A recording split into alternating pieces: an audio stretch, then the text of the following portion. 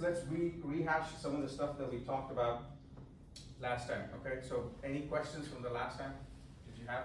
So what is biliary pain? Boom, boom, boom. Don't worry, just speak up. What is biliary pain? Tell me one thing about biliary pain, Kate. How do you differentiate biliary pain from non-biliary pain? Mike. Okay, we went over this the last time.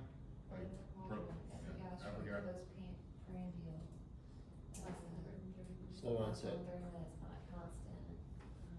Okay, so again, biliary pain, you gotta memorize this, okay? Biliary pain is right upper quadrant or epigastric, so biliary pain. Write this down. First, location is epigastric or right upper quadrant. Okay? The second, what is it? Builds slowly. It doesn't come on right away. It starts slowly and then builds. Okay? It builds over a period of a few minutes. Okay? It builds slowly.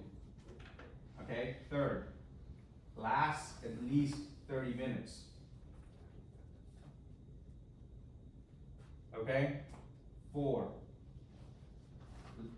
not usually associated with bowel movements.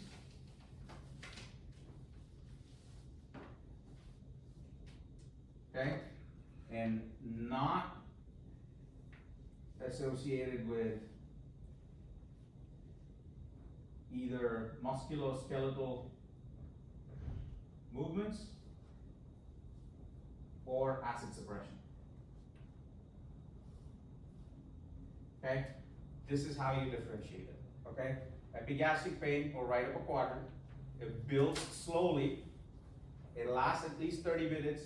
It's not associated with bowel movements, and it's not associated with changes in how you move or with acid suppression. It doesn't get improved with acid suppression. Now, the way this criteria is set up is that it says it's not frequently associated. Because sometimes they may say it's associated with bowel movements, and not frequently means less than 20% of the time. If it's more than 20% of the time, it's associated with bowel movements, or more than 20% of the time, it's associated with musculoskeletal changes or acid suppression, then it's not biliary pain. Okay? So these are the most important ways in which when you see a patient, this is what you're going to drill into to find out if this is biliary pain. Okay? Now, how do you classify biliary disorders? You have biliary pain plus what? Someone complete. Stone. Sludge or stones. It's called what? Organic gallbladder disorders. Okay? And this includes biliary colic, symptomatic cholecystitis, acute cholecystitis, acute on chronic cholecystitis, emphysematous, gangrenous, all of it comes under this. Which means you're seeing either sludge or stones or some sequelae. Okay? When you have biliary pain,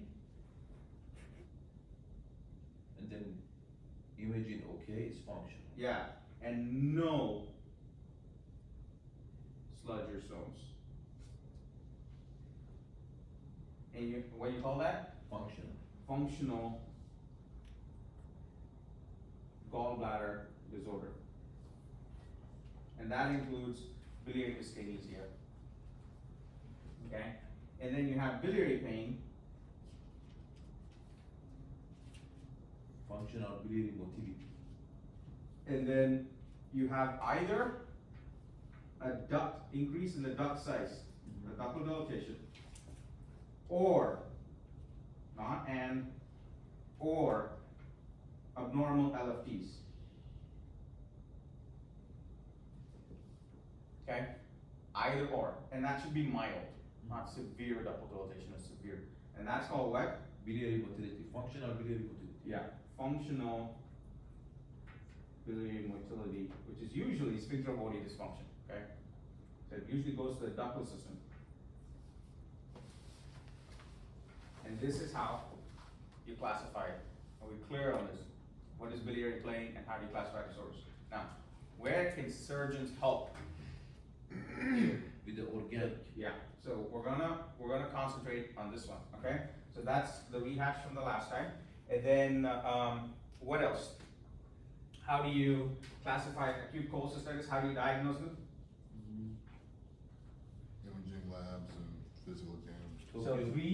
So you have 3 sets of criteria, okay? And where does this come from? Tokyo. So whatever I told you about biliary pain and no sludge and such, that's put forth by what? It's called the Rome criteria, Rome 4, okay? They meet every now and then and they come up with these kind of guidelines. So that, now, when you diagnose acute cholecystitis, what is the guidelines? Tokyo guideline. You gotta go for the Tokyo guidelines, right? So the Tokyo guidelines, well, you don't need to memorize anything, as long as you understand the overall aspect. You're gonna have 3 sets of criteria, right? And what are they? The first one is gonna be clinical, especially the presentation, okay? B is labs, C imaging. and C is imaging. Now, if you have any 2, that's called a suspicion, and you have all 3, that's a diagnosis, okay? And most important thing that you have to understand is people tend to classify this as mild, moderate, and severe, okay, based on severity. Everything looks simple, it's mild. What bumps it up to moderate? There's many things, but what do you need to understand clinically? WBC. White count greater than 18, and symptoms more than 3 days, okay? And your severe is gonna be hemodynamic parameters, systemic signs of infection, sepsis, etc., or organ dysfunction, etc., okay? So that's the rehash from the last time. Now, we talked about, also briefly about the management. So, what is the one important thing that you need to know in the morning of surgery? LFTs and bilirubin. You have to know the bilirubin, and how is that important? Because it dictate if you call the GI people to come inside the OR, or you're gonna do the IOC. Because you have to make a plan to manage the duct, okay? So you're just removing the gallbladder on the day of surgery. You have to have a plan to manage the duct, okay? And you have to manage the duct either the day before, or the day of, or the day after, okay? So, and that's the reason why we look at, and what percentage of people, so you see gallbladder patients, what percentage of patients have some form of like choledocholithiasis, you think? 10%. About 10–15%. Sometimes it could go up to like 20%. Right? So it's like the 20% rule, right? You remember that 20%? Like 20% of the population has gallstones, 20% of it is symptomatic, and among the asymptomatic, 20% will become symptomatic in their lifetime. So you see this 20% is an easy way to understand. Now, it's not exactly 20%, it goes up and above depending upon the study that you look at. So similarly, when you see gallbladder patients, about 20% who present to the hospital have some form of duct management that's needed. Now, many times these stones will pass on their own, right? But it's important that if they don't, that you take care of it. And why is that? What happens if the duct is obstructed? Cholangitis. Right. So if the duct is obstructed, then there's a risk of biliary sepsis, and technically, or theoretically, there's a risk of increased pressure in the cystic duct that could lead to blowout of the cystic ducts down and dilate, right? So for those reasons, it's better to handle the duct along with the gallbladder. What are the 4 ways in which you would handle choledocholithiasis? Pre-op ERCP. Now, let somebody else answer. Come on. Intra-op, re-op, or post-op ERCP. What's that? No, one person say. ERCP and then lap Foley. So pre-op ERCP, and these are important. So unlike other residents, okay, surgery residents are going to sit in an oral board exam, okay? So make sure, that's why I concentrate on how you write your stuff on the paper, how you talk. You have to be very clear and unambiguous, okay? You have to speak with good grammar and start with a noun, okay? So pre-op ERCP plus laparoscopic cholecystectomy. What's the next option? Intra-op. Okay, say full thing. Intra-op ERCP and laparoscopic. So laparoscopic cholecystectomy plus intraoperative ERCP, right?